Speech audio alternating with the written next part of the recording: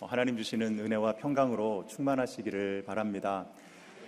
우리 옆에 분들하고 인사하실 때요, 제가 오늘 이 오클랜드 3부 예배 때문에 좀 일찍 왔는데 어떤 집사님 한 분이 저를 열광적으로 맞아주시더라고요. 막 손을 흔드시면서 활짝 웃으시면서, 그 집사님 때문에 굉장히 기분이 좋았습니다.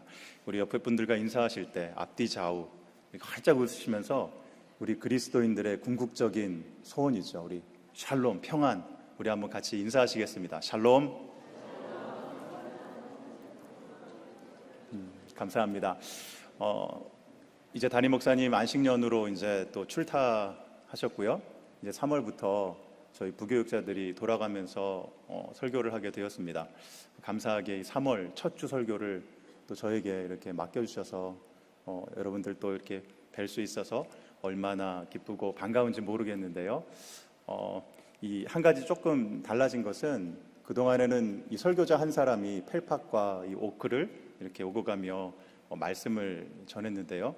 근데 이번에는 이 펠팍과 오클랜드를 이렇게 따로 이제 하기로 했습니다.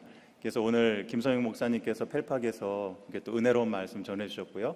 저는 또 여러분들에게 이렇게 또 3부, 4부 말씀 전하게 되었는데요. 우리 안식년을 맡고 계신 담임 목사님을 위해서도 물론 여러분들 계속 기도하시겠지만, 또 이렇게 매주 단위에 서야 하는 또 우리 부교육자들을 위해서도 여러분들 기도해 주시면 대단히 감사하겠습니다. 오늘 하나님께서 저희들에게 주시는 말씀은 마태복음 4장 1절에서 11절까지의 말씀입니다.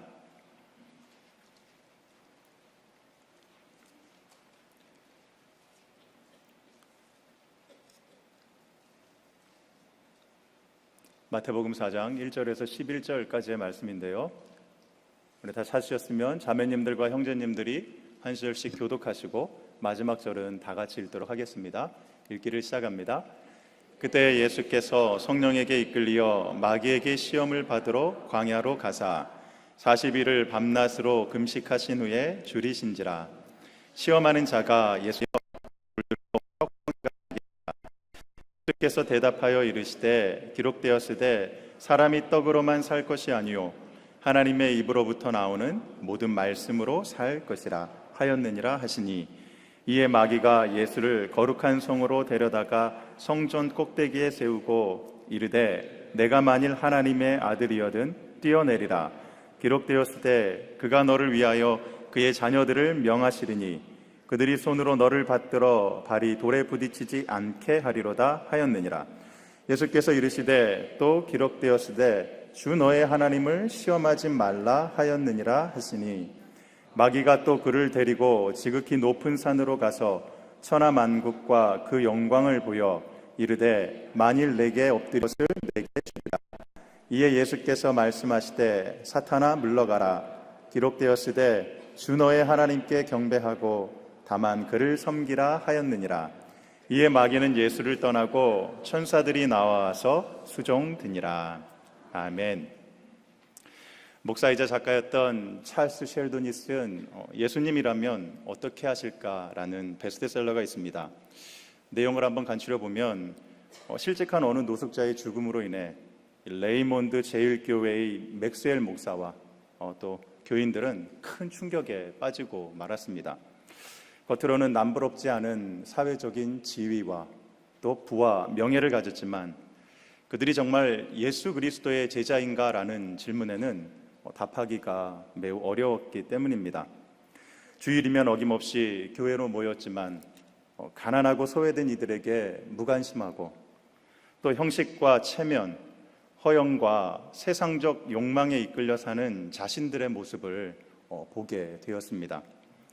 그러자 맥스웰 목사님을 중심으로 예수님이라면 어떻게 하실까를 생각하고 그대로 실천해보자는 서약 운동이 일어났습니다.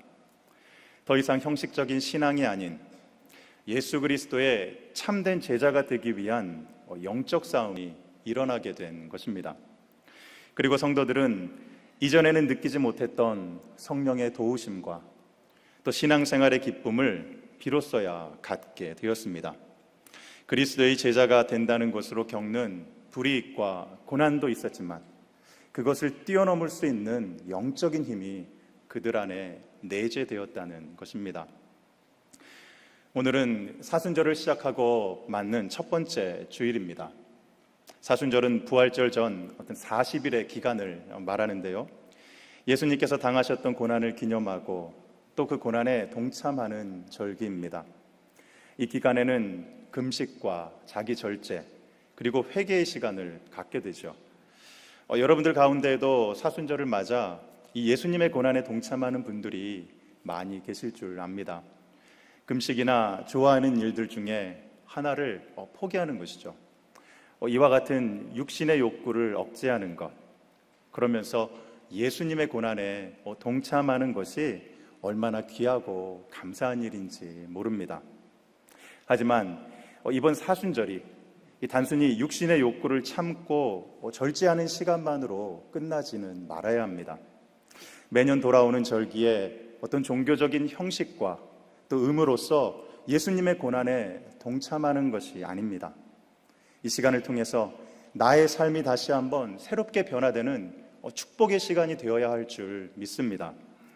혹시라도 우리의 영적 상태가 앞서 소개해드렸던 그 레이몬드 제일교회의 성도들처럼 어떤 육신의 욕망에 이끌려 사는 그와 같은 삶이었다면 이 시간 저희는 예수 그리스도의 참된 제자가 되기로 다시 한번 결단하는 시간이 되어야 할 것입니다. 마귀의 유혹에 승리하셨던 예수님처럼 저와 여러분도 이 사순절 기간에 예수님을 따라 이 승리하는 축복을 누리시기를 주님의 이름으로 축원합니다. 오늘 본문은 예수님께서 공생애를 시작하시기 전 마귀에게 시험을 받으시는 사건입니다. 본문에 들어가기에 앞서 생각해 볼 것은 예수님께서 왜 이런 힘든 고난을 당하셔야 했을까입니다. 왜 시험을 받으셔야 했는가? 오늘 본문 바로 앞에 나오는 3장 17절을 보면 이는 내 사랑하는 아들이요 내 기뻐하는 자라 말씀하시는데 정말 사랑하고 기뻐하는 아들이라면 왜 까다롭고 힘든 시험을 받아야만 하는 것일까요? 거기다 시험장으로 예수님을 이끌고 가신 이가 성령이라고 본문 1절에서 말씀합니다. 그러니까 이것은 그저 우연히 당하는 그러한 고난이고 시험이 아니라는 이야기입니다. 이것은 하나님께서 자신이 사랑하시는 아들에게 계획적으로 준비하신 고난이고 시험이었다고 하는 것입니다. 그런데 왜 예수님께서 하나님의 사랑하는 아들 예수님께서 시험을 받으셔야 하는 것일까요? 그 이유는 순종함을 배우기 위함입니다. 사랑하는 아들의 철저한 순종을 통해 죄인들을 구원하시려는 하나님의 뜻을 이루시기 위함이었습니다. 그런데 시험을 받기 위해 성령에게 이끌려간 곳은 다름 아닌 광야입니다. 광야란 먹을 양식이 없고 물이 없어 척박하고 메마르고 외로운 땅입니다. 위험한 들짐승도 있고 독충들도 있습니다. 더군다나 40일간의 금식으로 인해 예수님의 몸은 완전히 탈진된 상태입니다. 성경에서 이 40이라는 숫자에 의미가 있습니다. 그것은 징벌과 고통, 인내, 그리고 인간의 한계와 같은 그러한 의미들을 담고 있는 숫자인데요. 그러니까 광야에서 40일을 금식하셨던 예수님의 상태는 이제 인간이 경험할 수 있는 어떤 그 최대한의 한계에 도달했다고 볼 수 있습니다. 삶과 죽음의 문턱을 넘나드는 상태였다고 하는 것이죠. 그런데 그런 상황에서도 예수님은 마귀의 유혹을 이기고 승리하실 수 있었습니다. 정말 놀라운 일입니다. 물론 하나님의 아들이시기 때문에 가능하리라 생각합니다. 하지만 우리가 반드시 생각해야 할 것은 예수님께서 하나님의 아들이시지만 또한 우리와 같은 성정을 가진 완전한 인간이셨다라고 하는 것입니다. 그러한 예수님, 어떻게 그와 같은 시험에서 승리하실 수 있으셨던 것일까요? 저는 오늘 본문을 통해서 저와 여러분과 함께 그와 같은 예수님의 승리의 비결에 대해서 한번 살펴보고자 합니다. 먼저 예수님께서 그 사단의 유혹을 이기실 수 있었던 첫 번째 이유는 그가 육신의 양식보다 말씀의 양식을 더욱 의지하였기 때문입니다. 마귀의 첫 번째 시험은 줄임배를 채우기 위해 돌을 떡으로 만들어 보라는 것이었습니다. 3절에 시험하는 자가 예수께 나와서 이르되 내가 만일 하나님의 아들이거든 명하여 이 돌들로 떡덩이가 되게 하라. 그러니까 여기서 시험하는 자란 마귀의 다른 이름입니다. 그러니까 마귀는 시험하는 자, 즉 유혹하는 자입니다. 사람들로 하여금 하나님의 뜻에 불순종하고 범죄하게 하여 종국에는 멸망에 이르도록 하는 것이 바로 이 시험하는 자 마귀의 일이라고 하는 것입니다. 그런 마귀의 첫 번째 유혹에 그런데 예수님은 이렇게 대답하십니다. 예수께서 대답하여 이르시되 기록되었으되 사람이 떡으로만 살 것이 아니요 하나님의 입으로부터 나오는 모든 말씀으로 살 것이라 하였느니라 하시니. 이것은 신명기 8장 3절에 기록된 말씀을 인용한 것인데요, 예수님은 이 말씀을 가지고 사단의 첫 번째 시험을 물리치셨습니다. 그런데 이 첫 번째 시험에서 한 가지 흥미로운 사실이 있습니다. 마귀가 예수님을 유혹한 것이 이 40일의 금식 기간 중에 일어난 사건이 아니라고 하는 것입니다. 오히려 금식이 다 끝난 후, 그러니까 40일이 지나고 그때 바로 이 마귀의 유혹을 받으셨다고 하는 것입니다. 여러분, 만약 예수님께서 40일의 금식 기간 중에 이런 유혹을 받으셨다면 마귀의 시험을 거부할 수 있는 충분한 동기가 생길 수 있습니다. 왜냐하면 정해진 40일의 기간이 아직 끝나지 않았는데 내가 이것을 먹고 나면 다시 또 처음부터 해야 되는 것 아닌가? 내가 약속한 것을 깨는 것이 아닌가? 아마 이 중에도 이렇게 금식을 작정하시고 중간에 참지 못하여 이렇게 음식을 드시면서 정말 눈물의 빵을 드시는 경험을 하신 분들이 많으시리라 생각합니다. 창피한 고백이긴 하지만 저도 몇 번 있었습니다. 그런데 그 금식 기간이 만약 끝이 났다면 음식을 먹는 것에 아무런 문제될 것이 없습니다.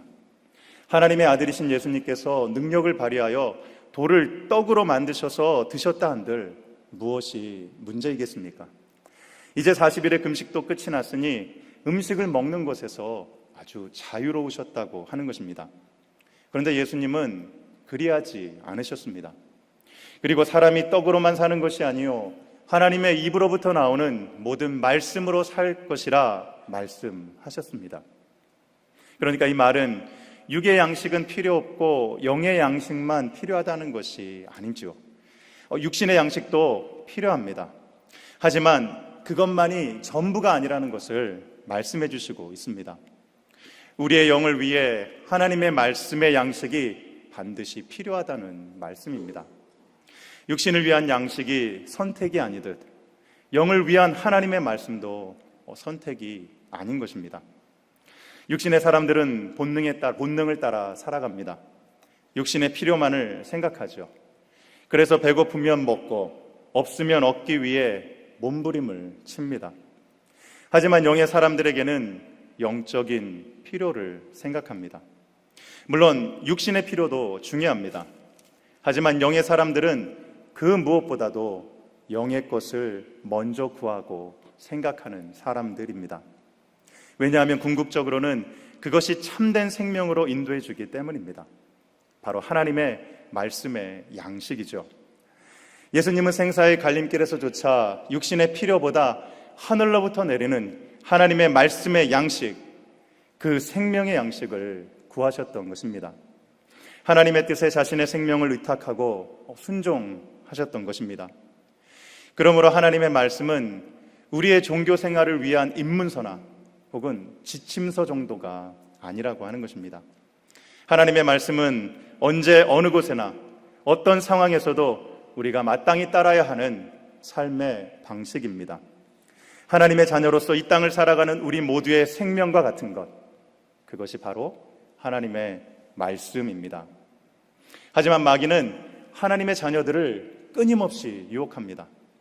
오늘 본문에서처럼 육신의 배고픔 가운데 있는 예수님께 내가 만일 하나님의 아들이거든 그러한 말로 충동질하며 육신의 배고픔을 벗어나 보라고 그렇게 유혹합니다.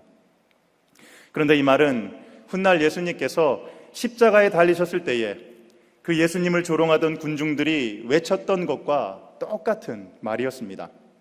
마태복음 27장 40절에 이르되 성전을 헐고 사흘에 짓는 자여 내가 만일 하나님의 아들이어든 자기를 구원하고 십자가에서 내려오라 하며, 만약 예수님께서 육신의 고통을 견디지 못하시고 자신의 능력을 사용하여 그 십자가 위에서 내려오셨더라면 예수님 역시 사탄에게 패배하고 말았을 것입니다. 하나님께서 그에게 맡기셨던 그 구원의 사명을 온전히 이루지 못하셨을 것입니다. 그리고 만약 오늘 본문에서도 육신의 배고픔을 벗어나기 위해 돌을 떡으로 만들었다며 예수님은 공생의 시작부터 패배자가 되셨을 것입니다. 광야 40년 동안 양식으로 인해 늘 원망하고 불평하다 끝내 약속의 땅에 들어가지 못했던 이스라엘처럼 육신의 필요만을 채우기 위해 하나님의 뜻에 순종하지 못하고 구원 역사를 이루지 못했을 것이라는 이야기입니다. 성도 여러분, 이 시대가 사람들로 하여금 육신의 필요와 욕망을 따라가도록 얼마나 충동질하는지 모릅니다. 너도 남들처럼 한번 멋지게 살아봐야지. 내 자녀들, 정말 토끼 같은 내 자식들 좋은 학교 보내고 또 좋은 직장 가야지. 그래서 그렇게 넉넉하게 살고 좋은 집도 살고 좋은 차도 타고 그렇게 폼나게 살아야지라며 사람들의 마음을 충동질하고 유혹합니다. 물론 저는 이런 것들이 필요 없다는 이야기가 아닙니다. 필요합니다. 다만 우리가 육신의 것을 따라가다 영의 것을 까맣게 잊고 사는 일이 있을 수도 있다고 하는 이야기입니다.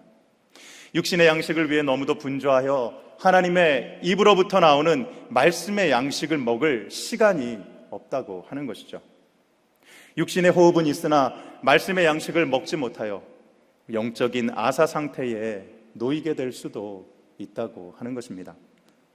성도 여러분, 우리의 몸을 위한 분명한 필요들이 있습니다.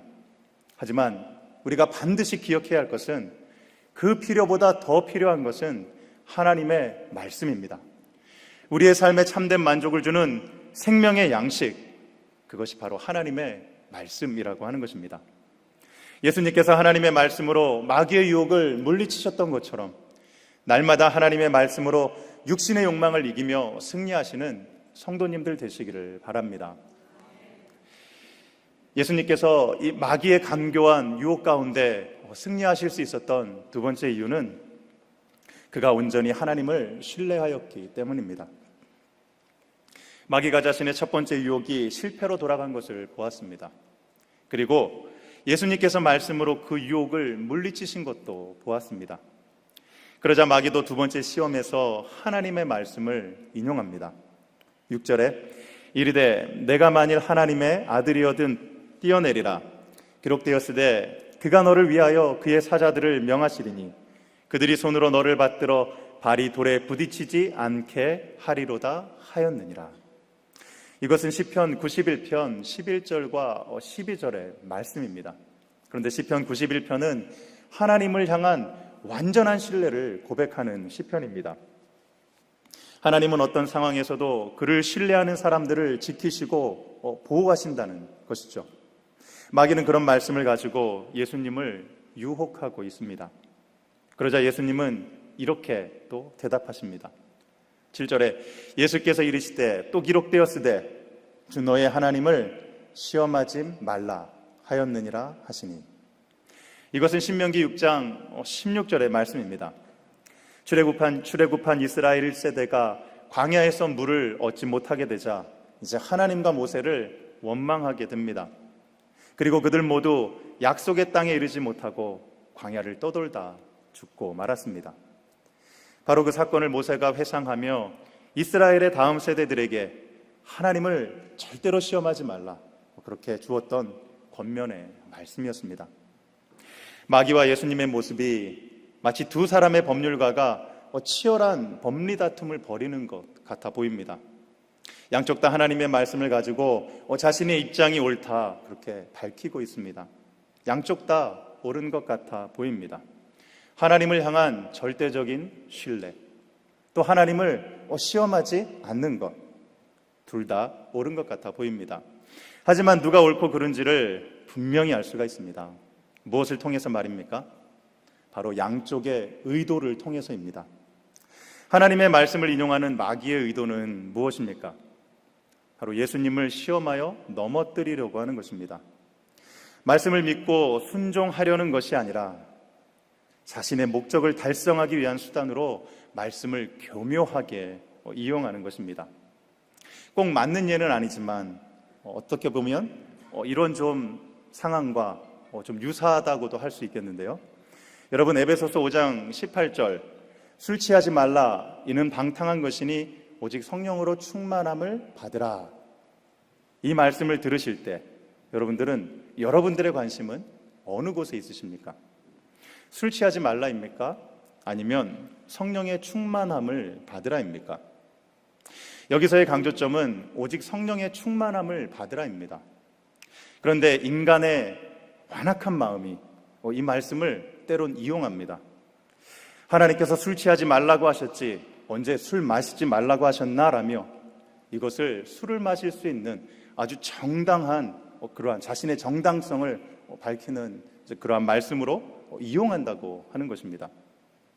하나님께서 주신 이 말씀의 진정한 의미를 깨달아 날로 어두워져 가고 죄악의 물결이 흉용한 이 세대 속에서 오직 성령의 충만을 받아 늘 깨어 있기를 힘쓰는 것이 아니라 나의 행위를 정당화하기 위한 수단으로 생각한다고 하는 것입니다.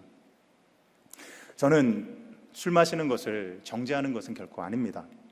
다만 말씀을 대하고 또 말씀을 적용하는 우리의 마음과 우리의 의도가 과연 어떠한가를 한번 생각해 보자고 하는 것입니다.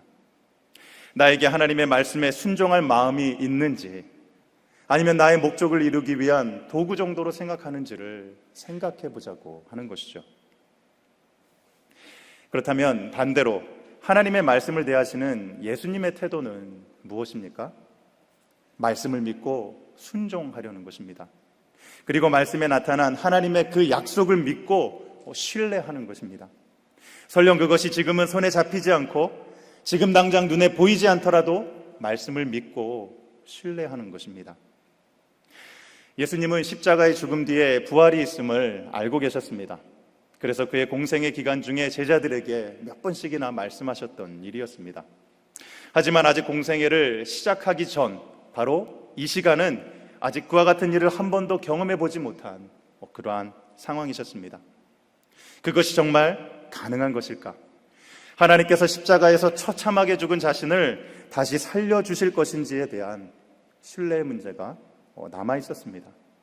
만약 그런 하나님의 능력을 미리 볼 수만 있다면 믿을 수도 있을 것 같은데 지금은 아무것도 보이지 않는 상황입니다. 하나님을 한번 시험해 볼 수도 있을 것 같습니다. 내가 하나님의 아들이고 내가 없으면 이 구원 역사를 이루지 못하실 텐데 지금 여기서 한번 뛰어내려 볼까? 그럼 당연히 구해 주시겠지라는 마음도 있지 않았을까 한번 생각해 봅니다. 그러나 여러분, 예수님은 끝까지 신뢰하셨습니다. 아무것도 보이지 않고 들리지 않았지만 의심 없이 하나님을 신뢰하셨습니다. 한 발자국만 나가면 바로 떨어져 죽을 수밖에 없는 그 생사의 기로에 서 있을 때나 고난과 죽음의 십자가를 향하여 걸어가며 그 십자가를 지는 그 순간에도 결코 하나님을 의심하여 시험하지 않았다고 하는 것입니다. 왜냐하면 그것이 참된 믿음이고 신뢰이기 때문입니다. 성도 여러분, 보이지 않고 들리지 않는 가운데에도 말씀을 통하여 하나님의 신실하신 약속을 붙드는 것이 참된 믿음입니다. 삶의 어려움이 많은 이때이죠. 경제적으로도 또 경기가 좋지 않은 이때 아마 많은 그러한 경제적인 어려움들 여러분들 겪으실지 모르겠습니다. 또한 어느 한 사람으로 인해서 이렇게 또 신분적인 또 여러 가지 그러한 문제들 또 앞에 두신 그러한 분들도 있으실 줄 압니다. 하지만 이러한 어려운 때에도 정말 우리가 하나님을 신뢰하고 우리가 하나님을 바라보고 하나님을 붙들며 한 걸음 한 걸음 믿음의 길을 걸어가는 것이 바로 주님의 뜻에 순종하는 것이라는 이야기입니다. 언제나 약속의 주님을 신뢰하는 우리 성도님들 되시기를 바랍니다. 끝으로 예수님께서 마귀의 유혹에 그렇게 승리하실 수 있었던 이유, 그것은 그가 하나님의 길을 끝까지 가셨기 때문입니다. 두 번째 시험도 실패하자 마귀는 예수님을 높은 산으로 데려갑니다. 8절과 9절인데요. 마귀가 또 그를 데리고 지극히 높은 산으로 가서 천하만국과 그 영광을 보여 이르되 만일 내게 엎드려 경배하면 이 모든 것을 내게 주리라. 마귀가 예수님께 천하만국과 그 영광을 보여주며 그것을 다 주겠다고 이야기합니다. 그런데 단 한 가지 조건은 마귀에게 엎드려 경배하는 것입니다. 단 한 번. 그렇게만 하면, 그냥 눈 질끈 감고 한 번만 절하면 세상의 모든 것을 다 얻을 수가 있는 너무나 좋은, 정말 기회이죠. 정말 뿌리치기 힘든 강력한 유혹입니다. 더군다나 이 세상에 오신 예수님의 궁극적인 목적은 온 인류를 구원하고 또 하나님과 원수되었던 이 세상을 다시 하나님께로 돌려드리는 것이었습니다.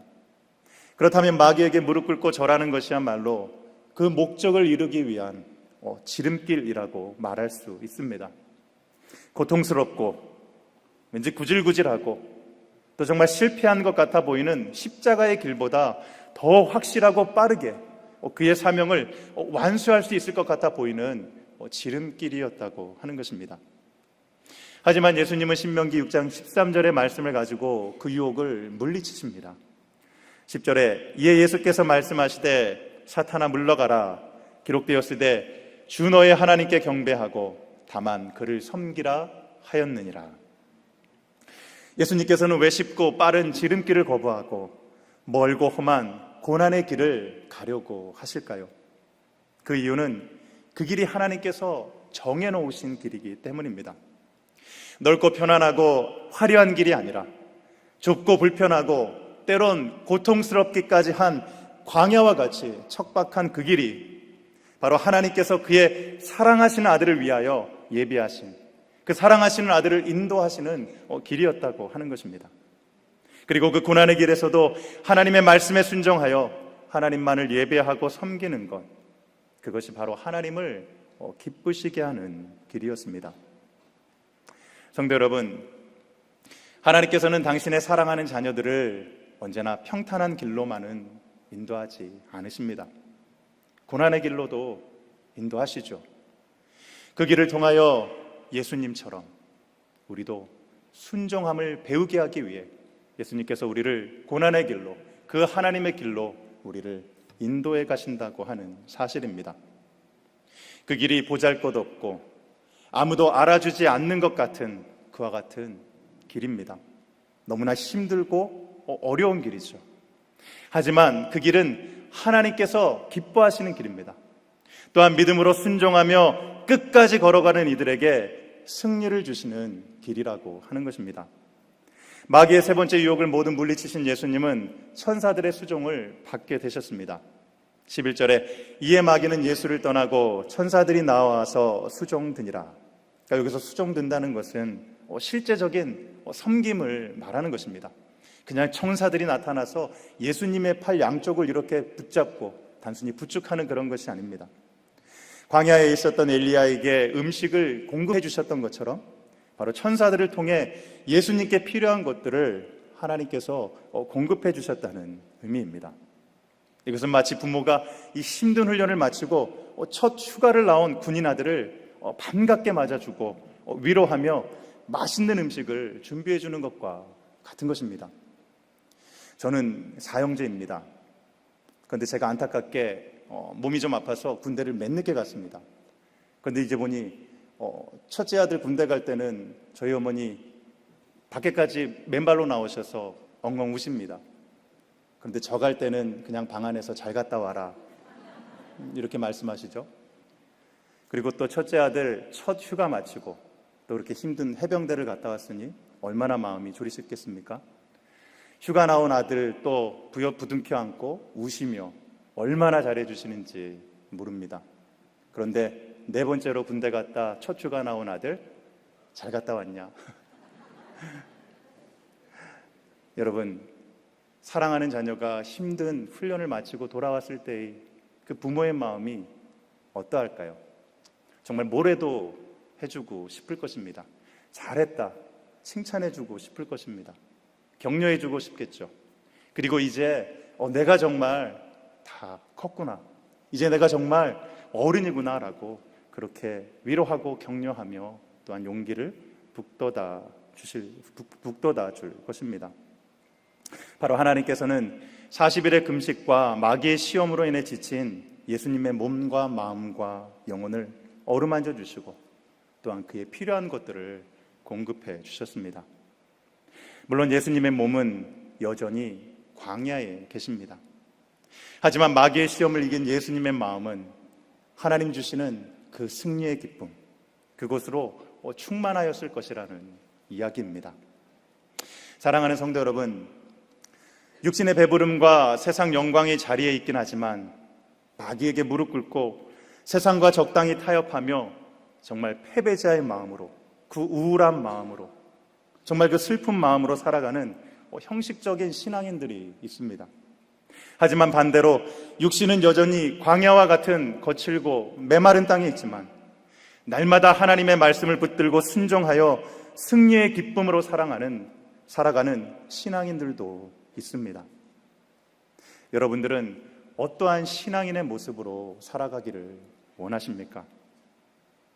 여러분 모두가 하나님의 말씀의 양식을 날마다 공급받아 하나님의 신실한 약속을 붙들며 예수 그리스도 걸어가신 그 길을 믿음으로 끝까지 따라가셔서 승리의 기쁨 다 누리시는 우리 성도님들 되시기를 주님의 이름으로 축원합니다.